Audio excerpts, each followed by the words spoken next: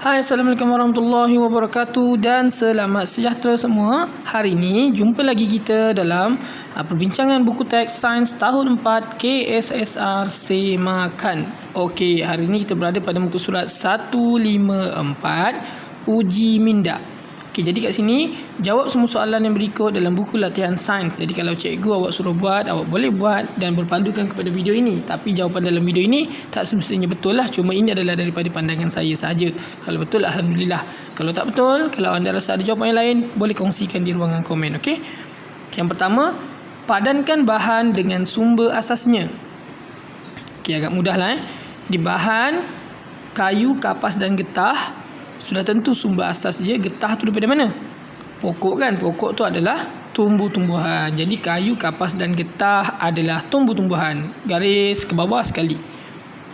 Yang kedua, kulit, bulu dan sutera. Dengar kulit pun dah tahu, bulu pun dah tahu. Dah tentulah ianya daripada haiwan.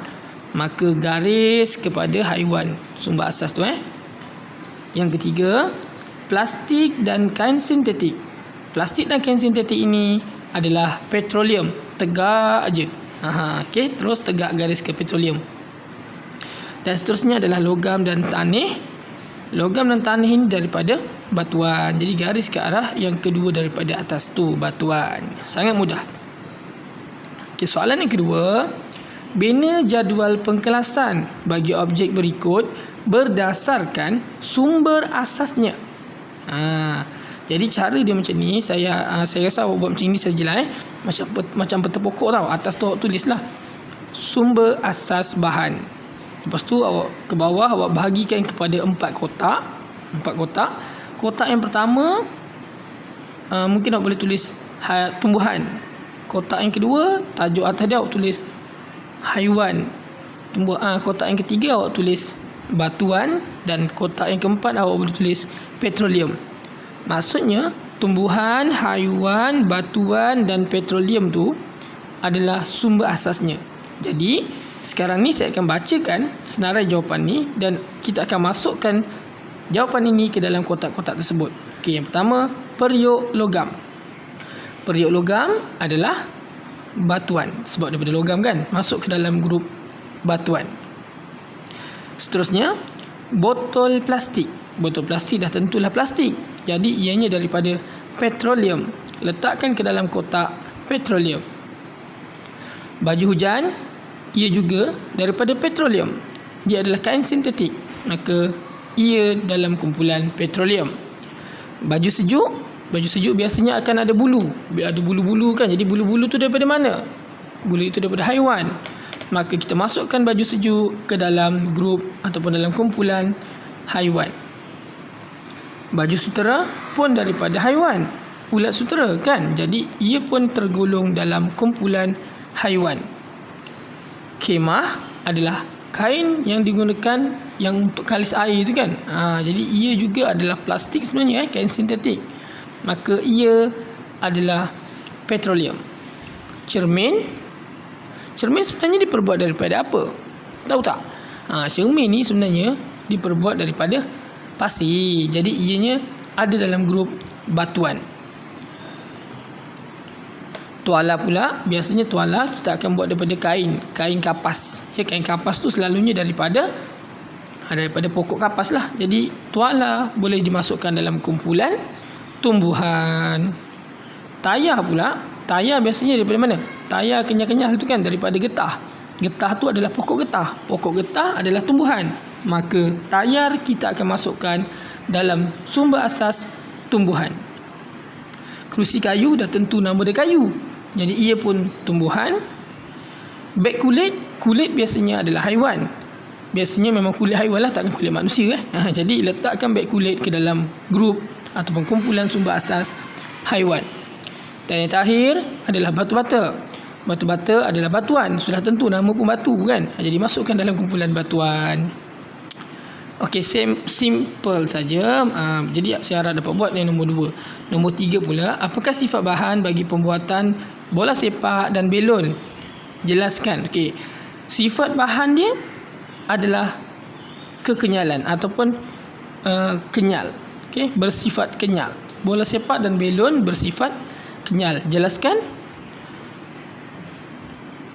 Bola dan belon boleh diregangkan dan kembali ke bentuk asalnya. Okey. Kenapa sifat dia kenyal? Kerana bola dan belon boleh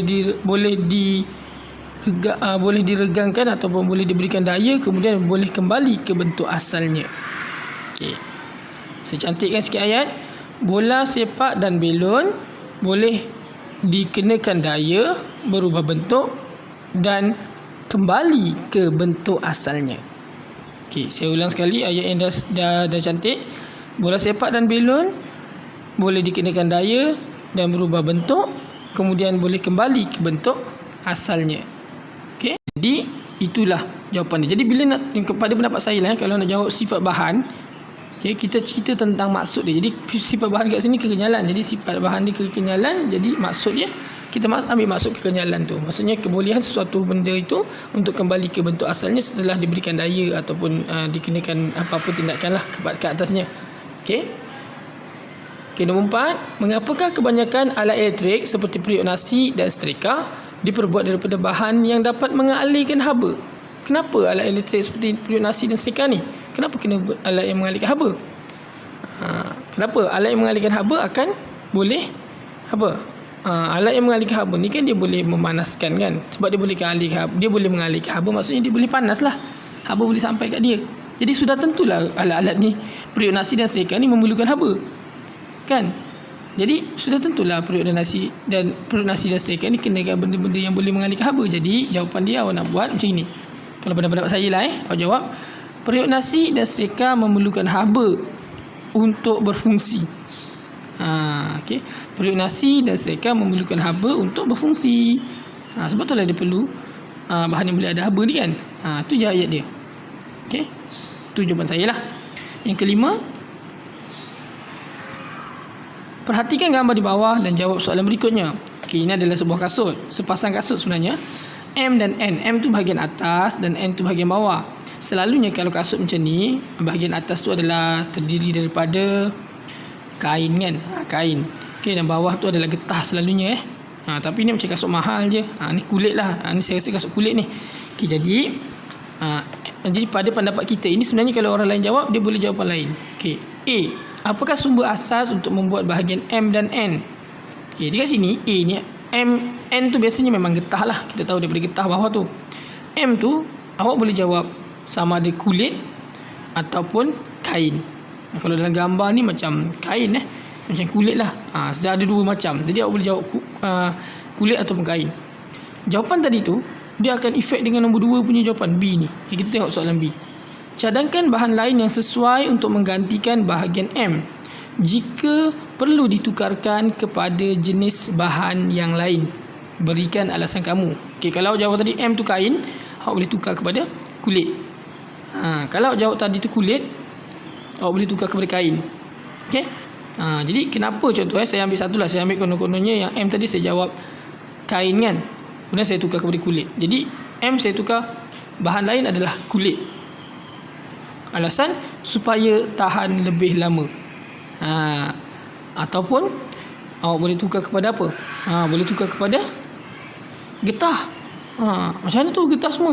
Jadi kita tukar kepada getah pun boleh. Kenapa kita tukar kepada getah? Untuk kalis air, supaya kaki kita tidak basah. Itu jawapan dia. Okey, jadi ada macam-macam jawapan boleh diberikan. Itu adalah contoh jawapan saya bagi. Okey, saya rasa itu saja untuk 154 ni, iaitu uji minda. Okay, pada video seterusnya insya-Allah kita akan masuk kepada unit baru, unit 9 bumi. Kalau nak tahu apa yang kita nak belajar tentang bumi ni, jangan lupa teruskan subscribe dan nantikan video terbaru daripada saya. Okey. Assalamualaikum dan selamat sejahtera. Jumpa lagi.